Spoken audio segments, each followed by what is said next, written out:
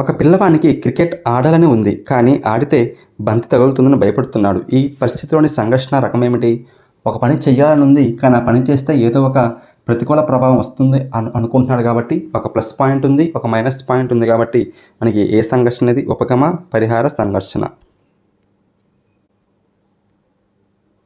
బాగా ఆకలిగా ఉన్న వ్యక్తిని ఏమైనా తింటావా అని అడిగితే మొహమాటంతో ఆకలి వేయడం లేదు అని చెప్పడం ఏ రక్షక తంత్రం అవుతుంది? మనసులో ఒక మాట ఉంది, బయటికి ఒక మాట ఉంది. కాబట్టి తన మాటని మార్చి చెప్పుతున్నాడు, కాబట్టి ప్రతిచర్య నిర్మితి అవుతుంది.